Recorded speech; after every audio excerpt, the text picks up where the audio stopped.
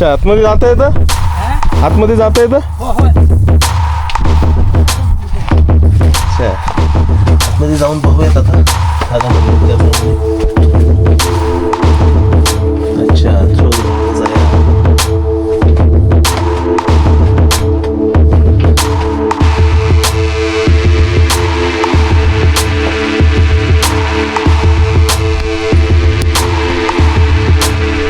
सुंदर असं ही महिरपी चौकट.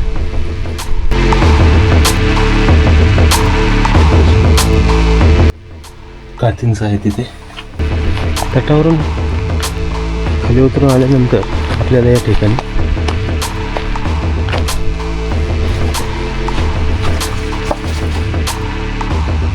ही सोच खूपच व्यवस्था या ठिकाणी दिसत आहे. इथे पण बऱ्यापैकी आपल्याला आतमध्ये जाण्यास मज्जा करणार या कातीने.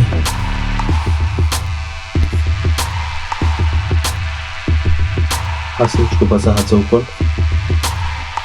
किल्ल्यावर फिरताना सहसा आपल्याला दारूची कोठरं, धान्याचं कोठरं, पातळ, पण आपल्या गंधर्वगडावर फिरताना संपूर्णपणे या तांदळाचा कोठारा असल्यागत किल्ल्याची अवस्था आपण सध्या पाहू शकतो. वाळकुळी गावातून येणाऱ्या या मार्गाने आपण किल्ले गंधर्वगडाकडे जातो. गंधर्वगडाच्या मार्गावर आपल्याला या ठिकाणी हे मारुतीरायाचे मंदिर पाहावयास मिळते. या बाजूला खाली ही दरी आणि येथे हे असलेले सुंदर असे मारुतीरायाचे मंदिर.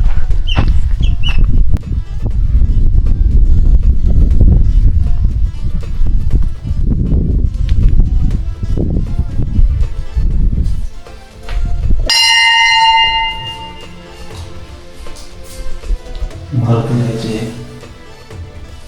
सुंदर असे शिल्प.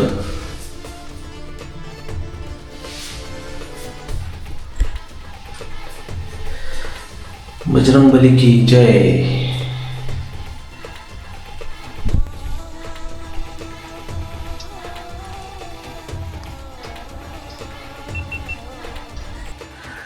समोर आपले हे मारुतीरायाचे मंदिर त्याच्या काळात बांधलेले आहे. हे मंदिरात जाताना मंदिराची जी सीमा भिंत आहे त्या सीमा भिंतीच्या शेजारी हा जुना असा नंदी महाराजांचे अवशेष असलेला पाषाण. आणि या ठिकाणी आपल्याला ही पिंडही पाहता येईल.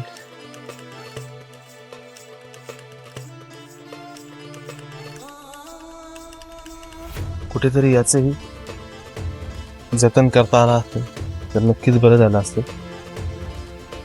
आणि ही मारुतीरायाची एक याच ठिकाणी असलेली दुसरी मूर्ती.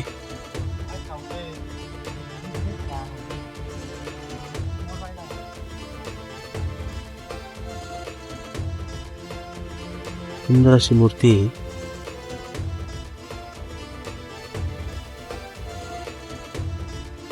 चेहऱ्याचा भाग मूर्तीपासून विलग झालाय,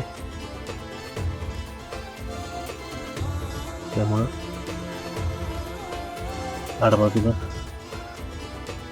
ही मूर्ती.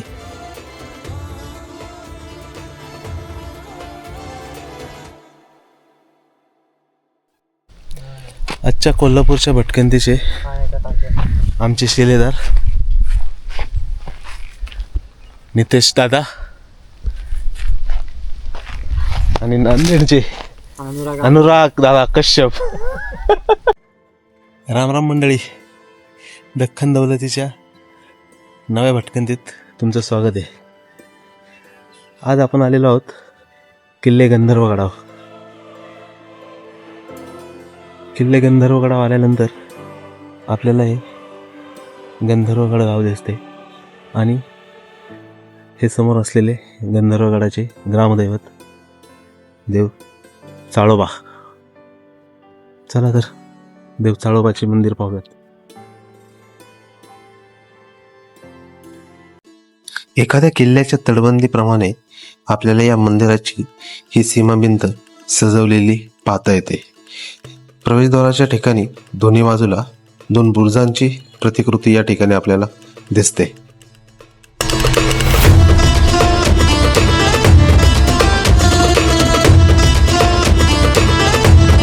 असा हा सभामंडप.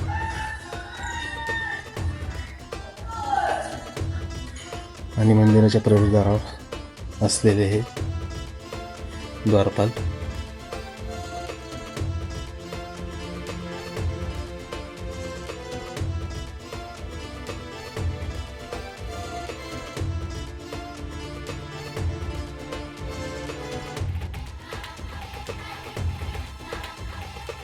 महाभारतातील अर्जुन आणि श्रीकृष्ण यांचे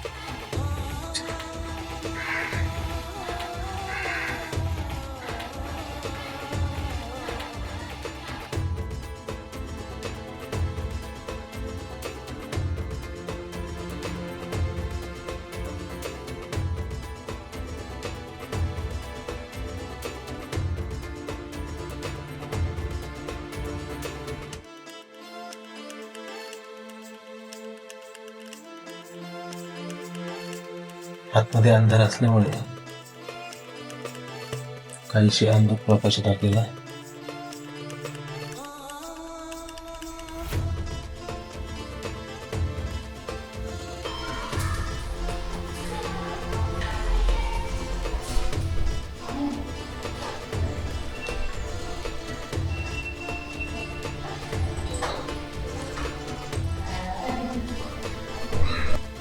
देव चाळोबाच्या मंदिराच्या मागच्या बाजूसच असलेले हे महादेवाचे मंदिर.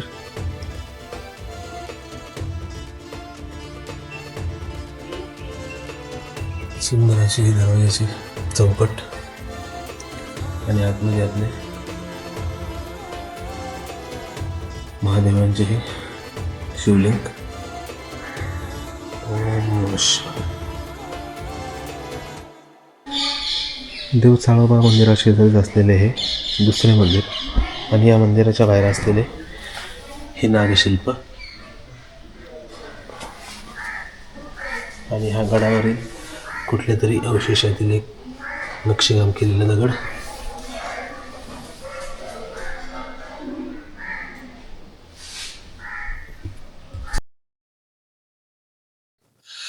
देव चाळोबा यांच्या मंदिराचे दर्शन करून आपण आता गडाच्या भटकंती करता पुढे निघालो आहोत. पाहूयात गडाचे आपल्याला काय काय अवशेष पाहता येतात ते. मंदिरापासून उजव्या हाताने खालच्या बाजूने येत असताना बुरुजाच्या मार्गावर आपल्याला या ठिकाणी हा एक दगडी असा अवशेष या ठिकाणी पाहता येईल. आपल्या रांजण खळग्याप्रमाणे या पाषाणात पण एक छोटे छोटे खड्डे तयार झालेत आणि त्याचप्रमाणे इथे हा एक चौकोनी असं म्हणता येणार नाही तसा रांजण आपल्याला दिसतोय. आणि त्यापासून थोडंसं पुढे आल्यानंतर या ठिकाणी आपल्यालाही चौकोनी आकारात बांधलेली गोड्या पाण्याची विहीर दिसत आहे. सुंदर अशा पायऱ्यांची वाट आपल्याला विहिरीत उतरण्याकरता या ठिकाणी तयार करण्यात आलेली दिसते. पूर्णपणे काठोकाठ भरलेली विहीर.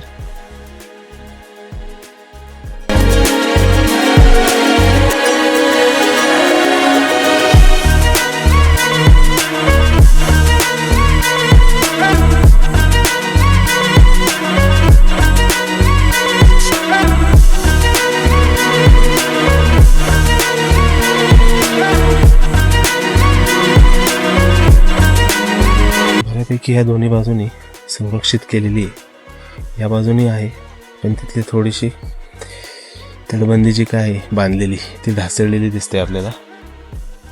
त्याच्या शेजारी असलेली गोलाकार अशी दुसरी विहीर. कदाचित तिचा सध्या वापर होत नसेल त्यामुळे बरेचसे वनस्पती आता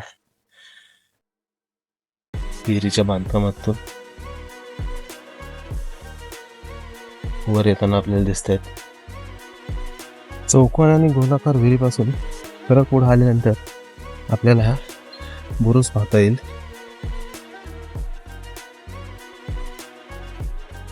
या बुरुजावर आपण जाऊन आजूबाजूचा परिसर निहाळू शकतो.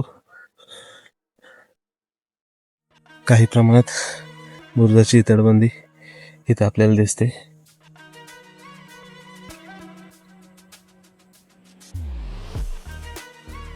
ही गडाची तटबंदीची एक बाजू आणि अशीच पुढे जात जात पुढच्या तटबंदी आणि बुरुजाकडे आपण जाऊ शकतो.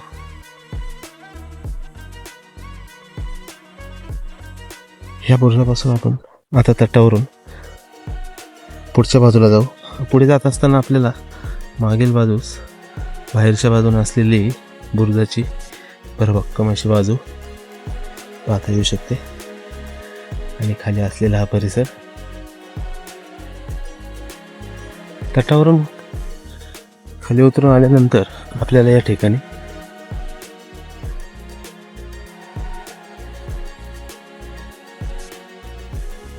ही शौचकूपाची व्यवस्था या ठिकाणी दिसत आहे. इथे पण बऱ्यापैकी आपल्याला आतमध्ये जाण्यास मज्जाव करणार या काठीने.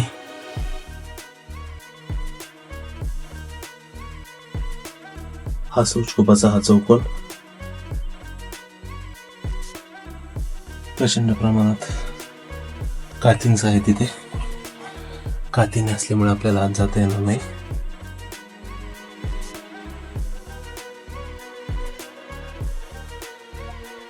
शौचकूपापासून थोडं पुढे येत आपण या दुसऱ्या बुरुजावर पोहोचलेलोय.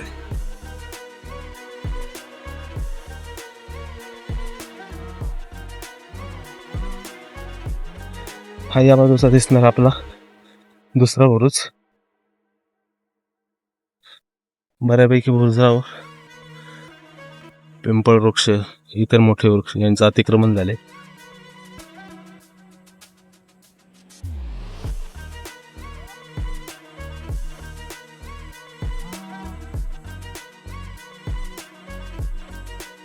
वेळीच लक्ष नाही दिलं या अतिक्रमणाकडं तर हा बुरुज पण काही दिवसांनी नाहीसा होईल. गडावर बऱ्यापैकी लोकवस्ती असल्यामुळे गडाच्या बऱ्याच भागात शेती केली जाते. आता ही तटबंदीला खेटूनच आपल्याला भाताचं रान दिसतंय.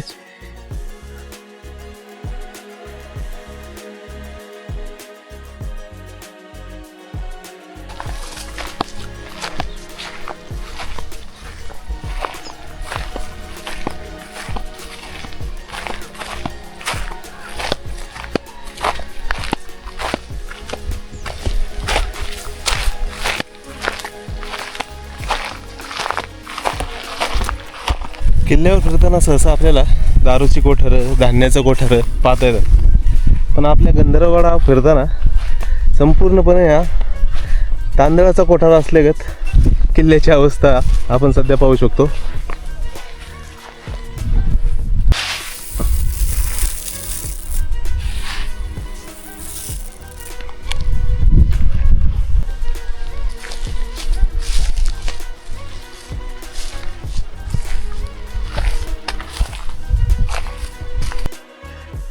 गंधर्वगडावरील भाताच्या कोठारातून थोडं पुढे आल्यानंतर आपल्याला हा तिसरा बुरुज या ठिकाणी दिसतो.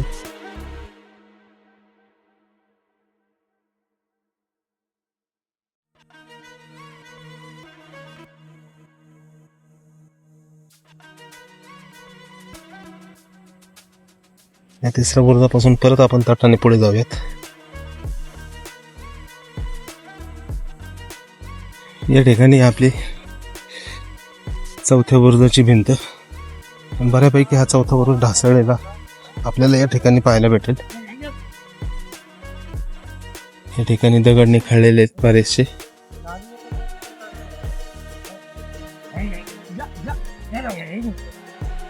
इथे खाली उतरण्याकरता अशा ठिकाणी पायऱ्यांची वाट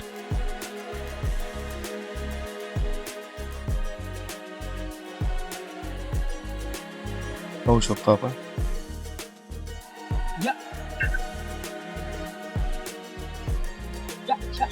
या ठिकाणी कदाचित चोर दरवाजाची वाट असू शकते. अच्छा, आतमध्ये जाता येतं? आतमध्ये जाता येतं? अच्छा, आतमध्ये जाऊन पाहूयात आता. दादा म्हणले त्याप्रमाणे. अच्छा, तो दरवाजाच आहे हा.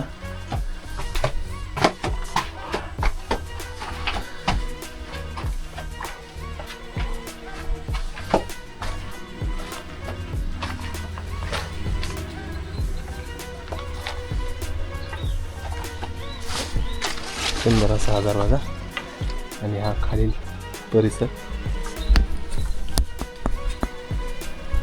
सुंदर असं ही महिरपी चौकट.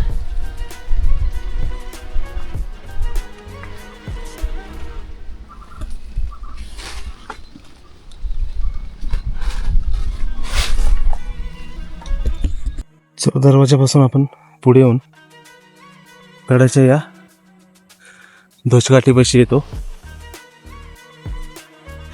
आणि हा गडाचा विस्तीर्ण असा पठार.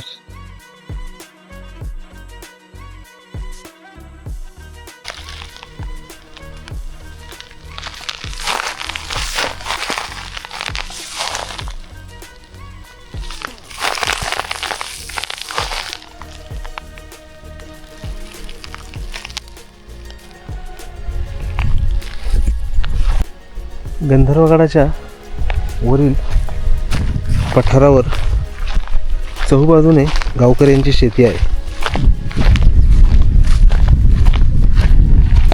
त्यामुळं गडावरील बरेचसे अवशेष हे शेतीच्या मातीत गाडले गेल्याची दाट शक्यता असणार आहे. काही ठिकाणी काही प्रमाणात तटबंदी आपल्याला पाहता येते.